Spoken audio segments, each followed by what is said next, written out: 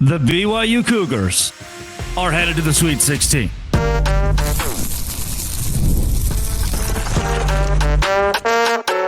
You are Locked On Big 12, your daily podcast on the Big 12 Conference. Part of the Locked On Podcast Network, your team every day. Happy Saturday, everybody. Welcome to Locked On Big 12. I'm Drake Toll from America's #1 Big 12 podcast, Locked On Big 12. Thank you for making this your first listen every single day. BYU almost got screwed in the worst way, premaritally. That was possibly the most atrocious officiating that I have seen in a college basketball game. And I host a Big 12 podcast. It's never good. Kevin Young has called it out before. This was a crew that had a WCC ref on it as well. If you're going to tell me it wasn't personal, tell me how Baker gets ejected. Tell me how at the end of the game, Wisconsin players are grabbing the jerseys of certain BYU Cougars and they're not called for fouls. Tell me how Wisconsin, a team that does not go to the free throw line very often, a team like BYU who doesn't foul very often, goes to the line 29 times. But in the end, 91-89, BYU is going to the Sweet 16. It was 5-on-8. It was as if this game was not meant for BYU to win, despite them being up 10 points almost the entire time, shooting 50%, shooting 46% from three, 12 for 26. Richie Saunders was a dog, 15 for 16 at the free throw line. When BYU does go to the free throw line, they're usually not very good. If you hit subscribe, by the way, I get to keep my job. I've been naming a game of the day in the Big 12. I named this one because it was the only game we were the underdogs today. I've been doing previews and the post games for those.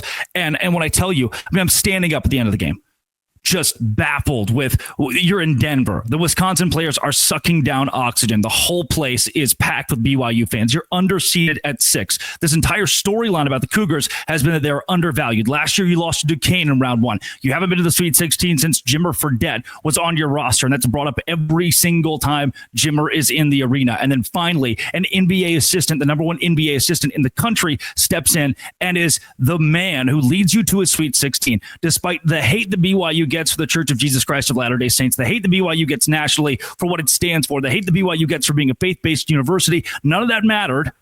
Not even when the officials had it out for BYU, none of that mattered in the 91-89 victory.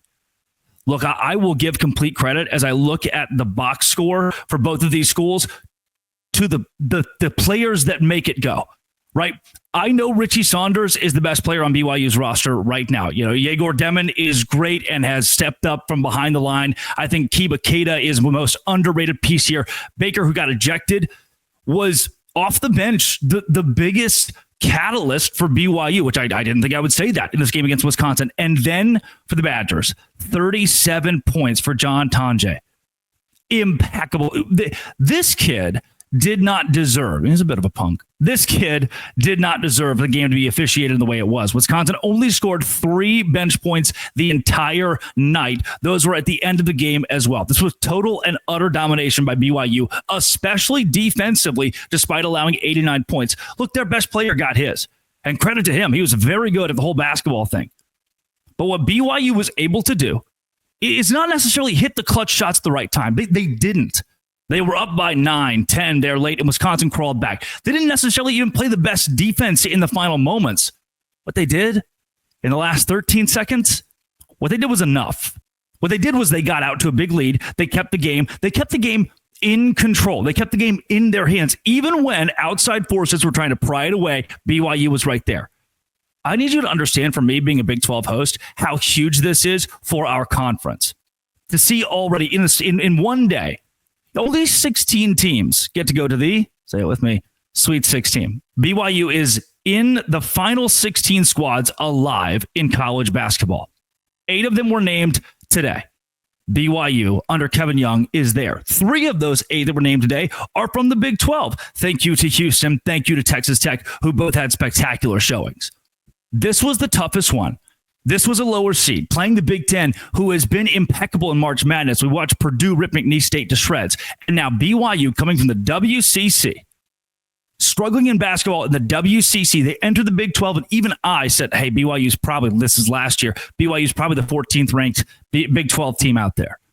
They go to March under Kevin Pope. Kevin Pope? Mark Pope? Ooh, Mark Pope. Yeah. And it leads you to face Duquesne, where you're a massive favorite. You fall in that game as a 6 seed. You faced a pretty easy 11 seed, we thought. Then Pope leaves. Who's Kevin Pope? Pope leaves and goes to Kentucky.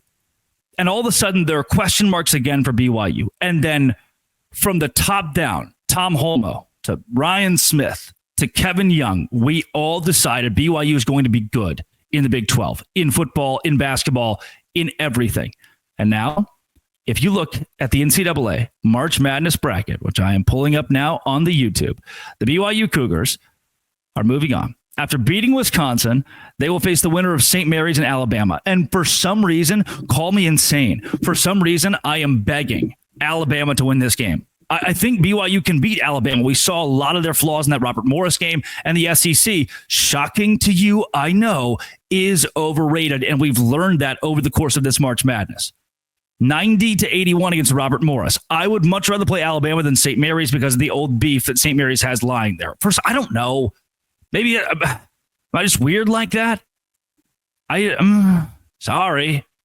I don't want BYU to play St. Mary's. I'd rather than play Alabama because of the storylines. That St. Mary's game is one that could be hairy. I need to emphasize again that BYU did everything right.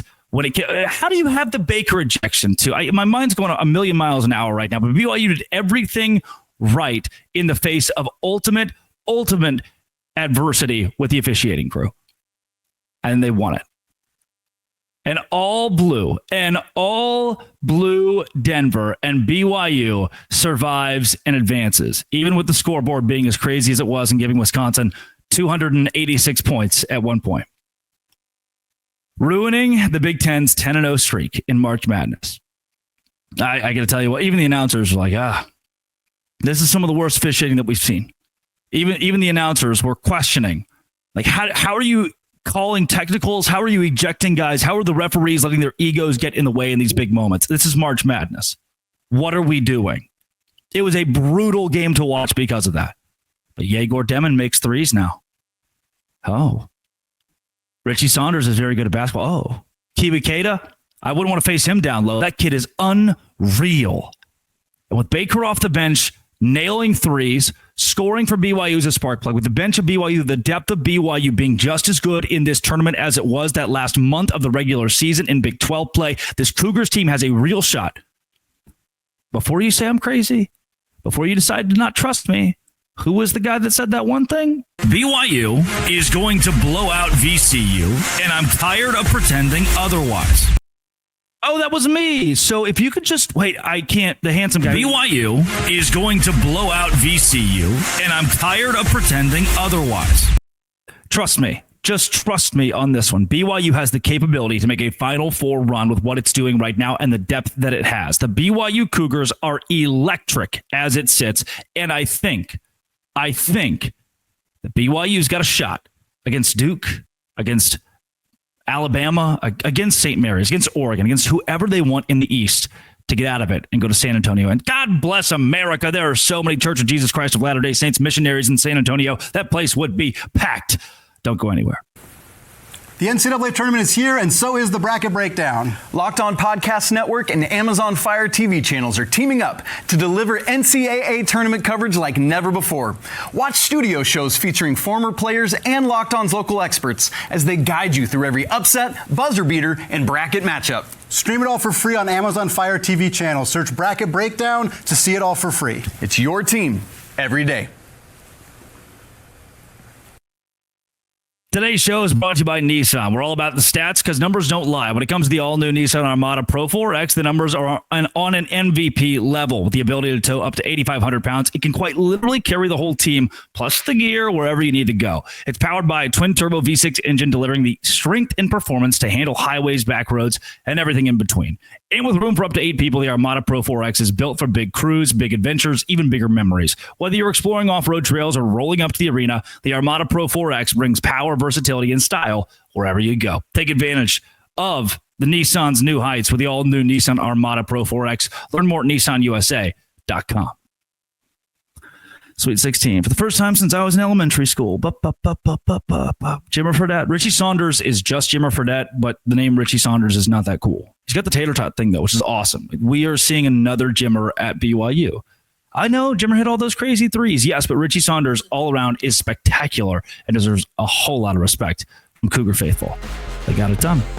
That's great. This has been, it always will be, Locked On. Thanks for making it your first listen every single day. Dose Grande.